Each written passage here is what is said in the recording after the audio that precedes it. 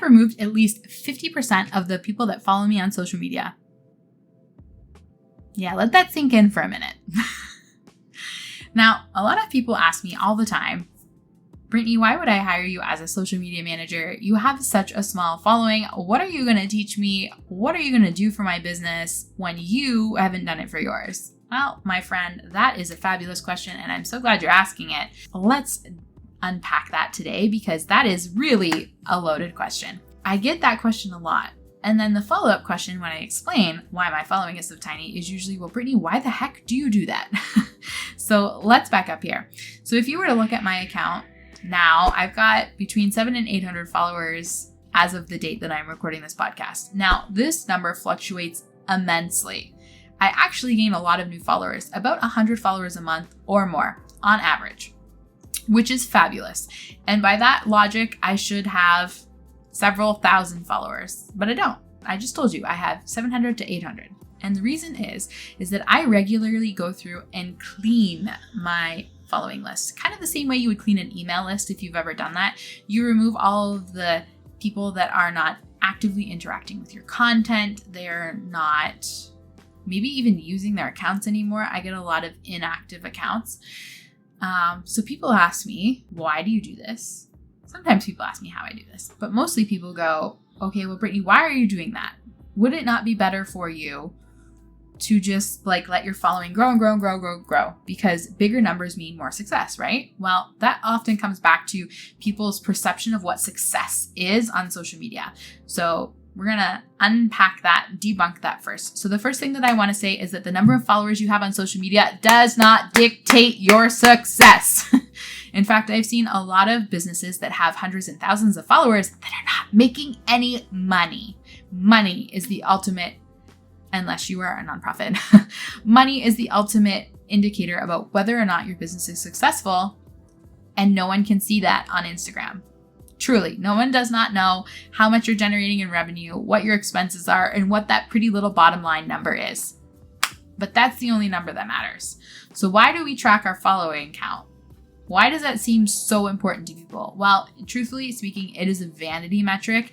It really does not mean anything except what people interpret it to mean. So some people interpret that 100 million followers must mean that that person knows what they're talking about. They're really good at what they do, and you should do exactly what they're doing. Versus me, who has 700 followers, who, for the record, still knows what she's doing. But I can't demonstrate the success of my strategies because it doesn't seem like I'm implementing them, even though truthfully one of my business principles is integrity and I do walk my talk. But like I said, I go through and I regularly take people off. So a lot of people look at my account and go, well, Brittany's had 700 followers for the last 6 months. Why is that? Well, the reason is that I'm very intentional about who my followers are because it impacts not only my growth on the platform, but also my revenue. So like I said, I could have 1 million followers, but that doesn't mean that 1 million people are hiring me to work with them.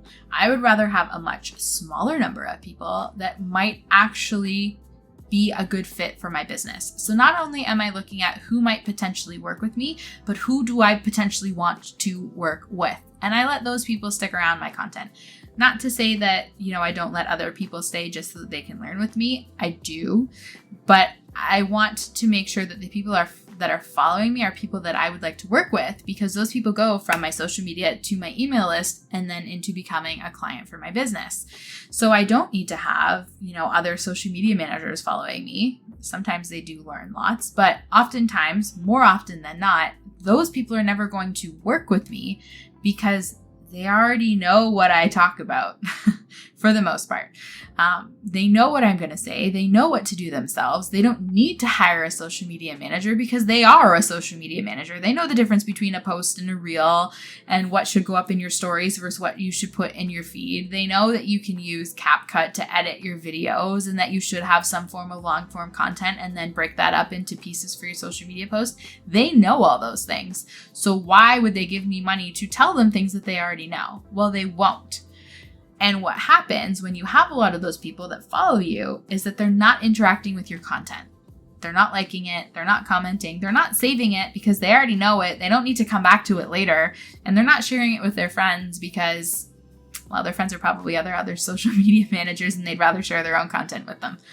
So having a lot of those people that aren't interacting with your content tells the algorithm that your followers are not interested in what you're talking about. So why would they want to show your content to new people? They wouldn't, because Instagram's goal is to keep you on the platform as long as possible.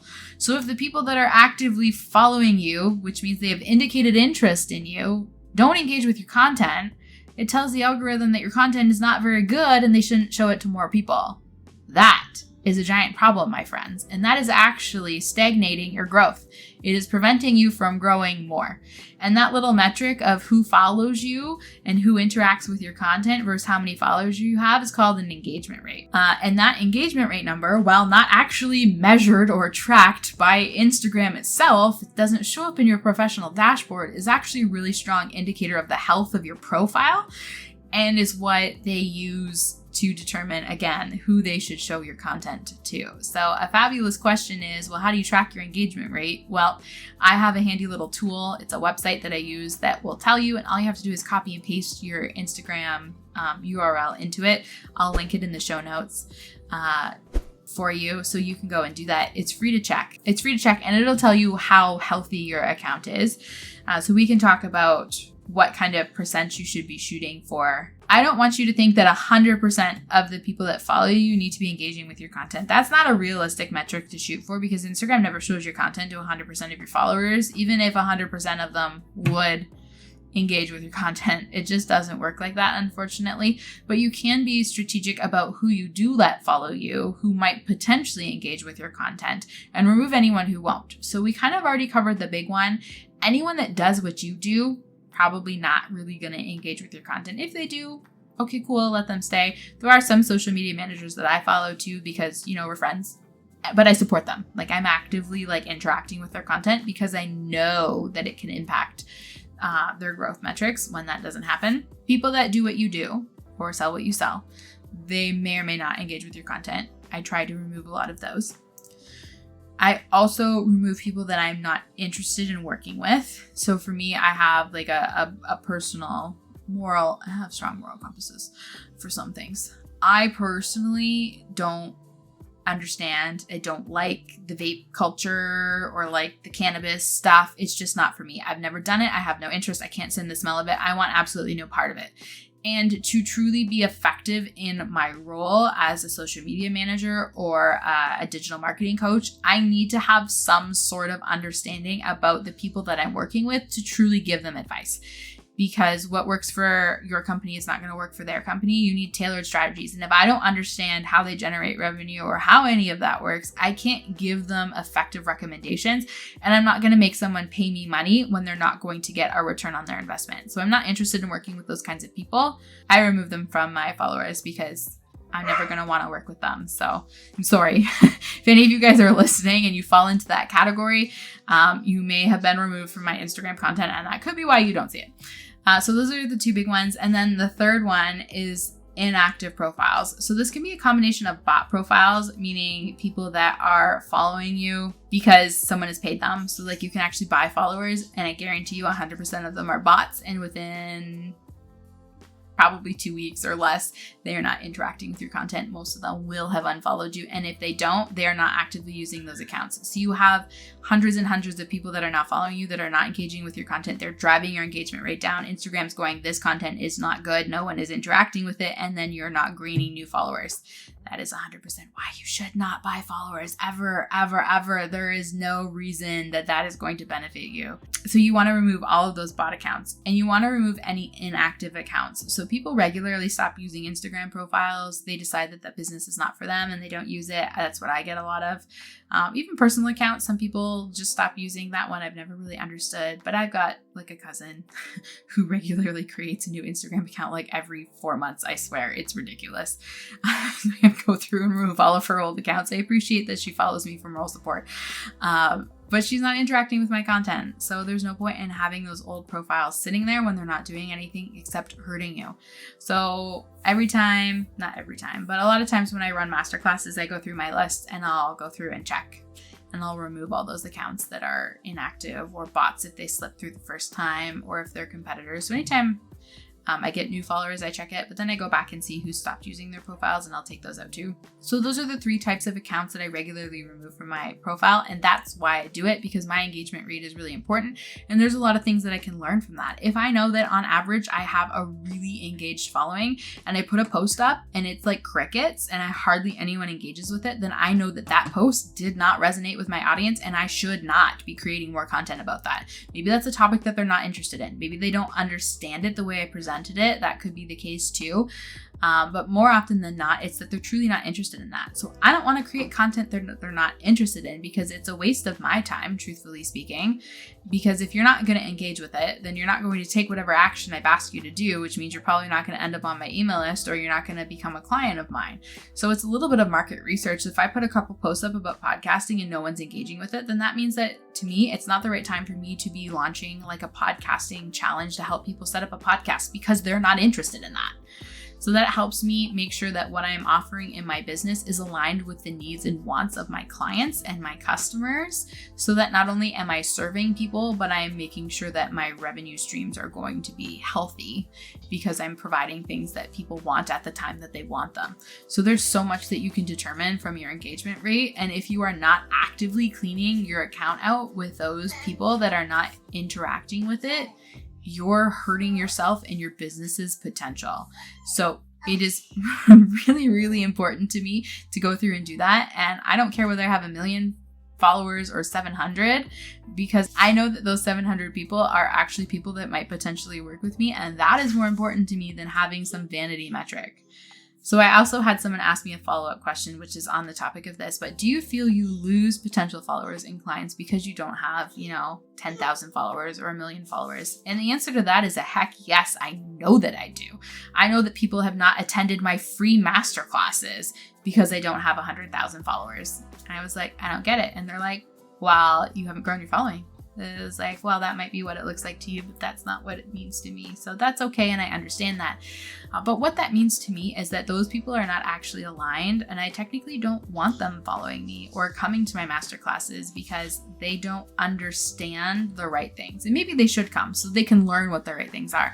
But if you are the type of person who still thinks that success on Instagram means that you need to have 100,000 followers, I'm sorry, my friend, but you are dead wrong. And you have a lot of things that you need to fix in terms of like your expectations and how you're growing your business. Because if all you're doing is posting content to try and get new followers, and you're not being selective about the type of followers those are, your business is not going to grow. Yeah, you tell them, Rhett. So have I lost potential followers and potential clients because I don't have a huge following? Yes, I absolutely have. I know that I have. I've asked people to come to a masterclass and they're like, no, why would I do that from you? Yeah, I know. It's mind blowing.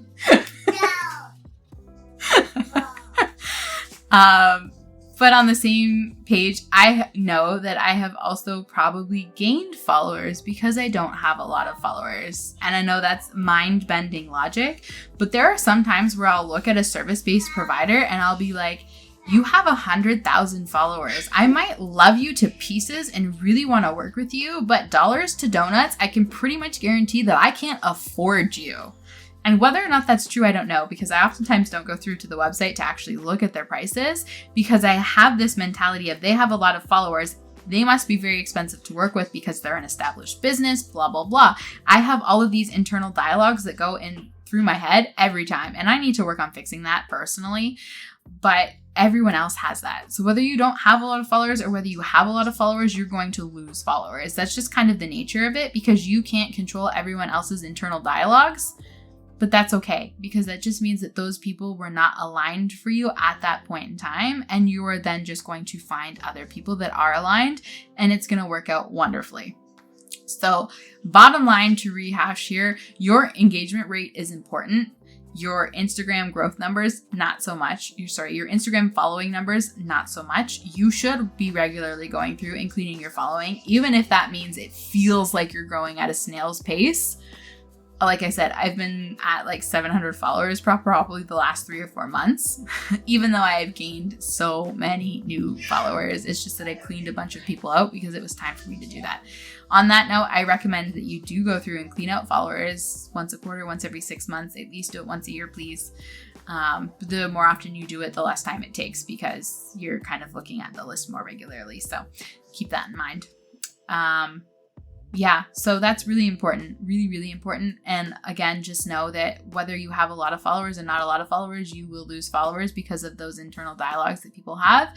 But you're also going to naturally, organically connect with the right people for you if you keep putting yourself out there and you keep creating that content and you continue to be consistent. You are going to show up to the right people eventually, and you just have to know that that will happen, and that it does not matter. It does not matter how many followers you have. All that matters is how many people are actively giving you money and supporting your business. So thank you again for watching another video. I hope you found this helpful. I will see you again in the next one.